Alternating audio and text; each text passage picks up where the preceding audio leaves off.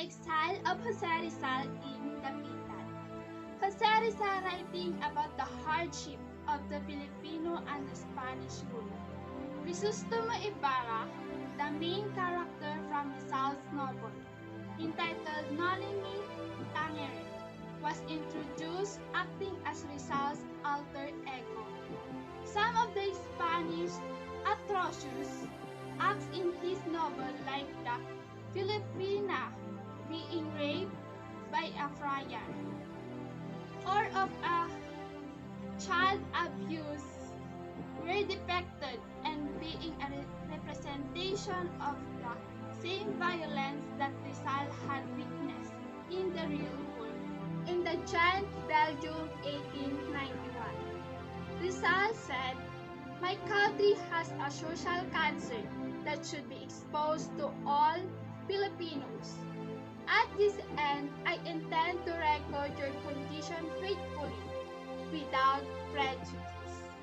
The Philippines, 1895. A scene with a katipunan headed by Andres Bonifacio was displayed. He was leading the people to revolt against the smirking governance of the Spaniards. In the Malacanang Palace, 1896. A rumor of Rizal being the initiator of the revolution had reached the friars, and how they violently interrogated Pasiano, Rizal's older brother.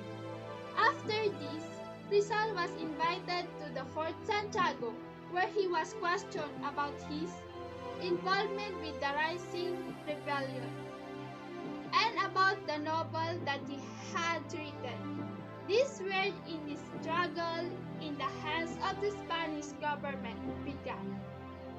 Flashing back Rizal's childhood, when his brother was involved in the three martyr priests named Father Gomez, Burgos, and Zamora, and when Rizal started to learn to read and to speak Spanish, Rizal were also sent to school to study.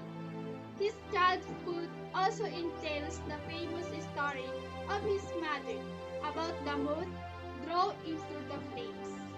In 1872, Rizal also went to Ateneo to study, where he was bullied for his height.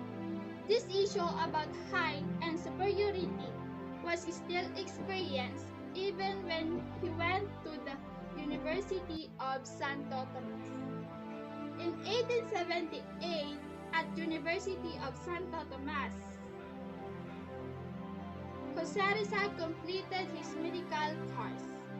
After he went to Europe to study medicine and to whatever is necessary to help to liberate our people. The trip from Europe was beneficial in exposing the Spanish rule. In Universidad Central de Madrid, 1884, Jose Rizal was finished his course on medicine and he became a doctor.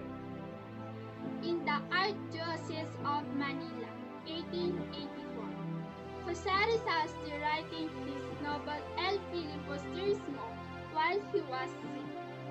Elias argued passionately, "Dispelling it, we commit great mistake.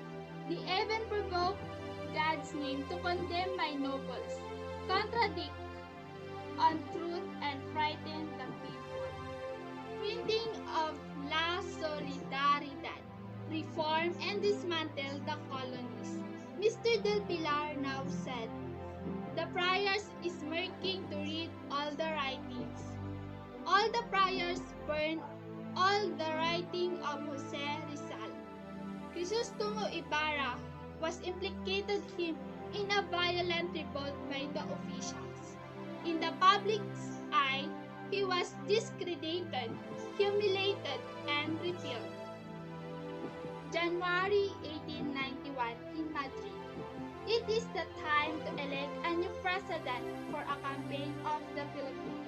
Jose Rizal was thinking about the importance of La Solidaridad, that the elected president should have the final decision on the articles to be published. Jose Rizal thought that the La Solidaridad was not private, but rather for national interests. Then Jose Rizal decided to go back in the Philippines because he knew that his battle is not in Madrid. Manila, July 1892. Jose Rizal returned to the Philippines to continue his battle and not on overseas. He formed the La Liga Filipina, which is society potent tool to regain freedom. But the La Liga Filipina remained a Jew, suspected of aiming to dishonor in Spain. The friars hired agents to plan ban Jose Rizal. He was arrested and deported to far-off islands in Dapitan. He did not write a poem, but Dapitan became providential because he met Josephine Brackett, who brought comfort and peace. The friars and Governor-General argued because Jose Rizal was still alive since they captured and deported into Dapitan. The friars want to eliminate Rizal. August 1896. The Katipunan fight against Spaniards under Andres Bonifacio because Filipino suffered in their hand. Jose Rizal wrote a letter for his countrymen, for the revolution carried on despite of his disapproval, and engaging in this present war is futile. The friars decided to change the Governor-General of the Philippines Islands, and they appoint Polavieja because Blanco became friendly to Rizal.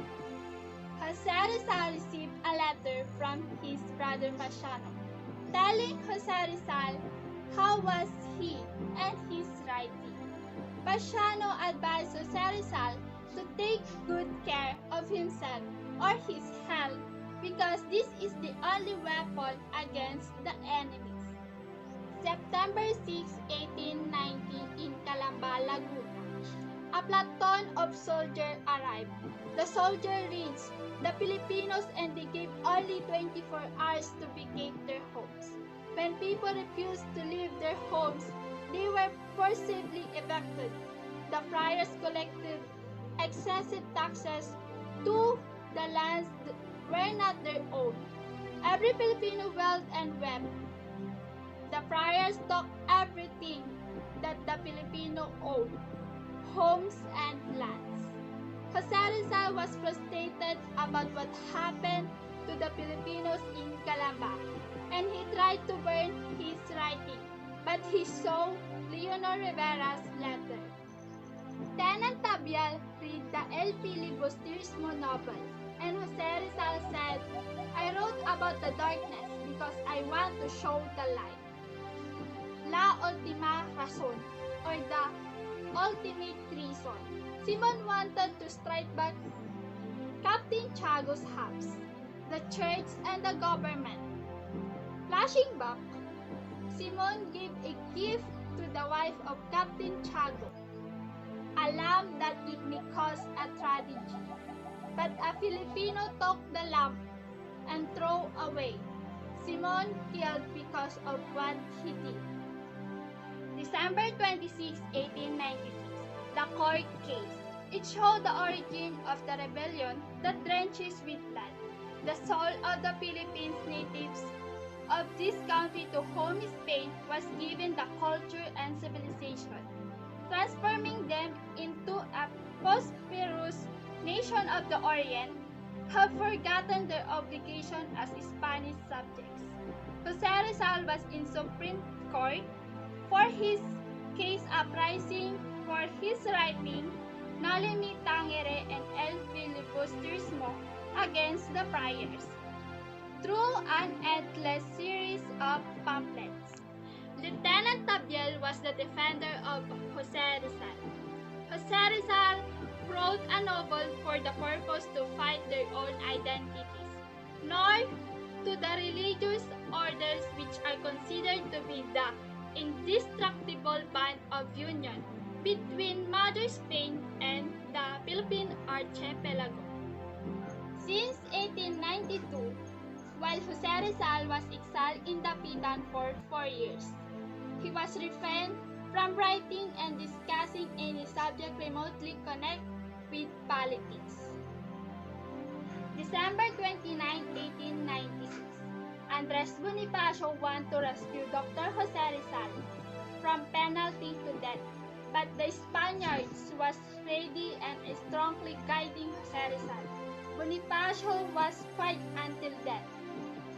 Prior to his persecution, Ibarra had shown up, telling Rizal of the chance that he has still had a chance to change and escape this situation. Rizal seems to realize something, so he wrote again. So he wrote a poem, Mi Ultimo Adios, December 30, 1896. And then the morning came. Rizal braced himself to the impending death that was waiting for him. It showed how Rizal marched to Bagumbayan to face his end. Together with his death, his family read his poem, telling all his farewells. It ends with Bonifacio leading the revolution and the Spaniards starting to fall under their feet. The life of Dr. Jose Rizal in his exile in Dapitan, the trial case for his uprising novel, and his penalty to death in Bagumbayan.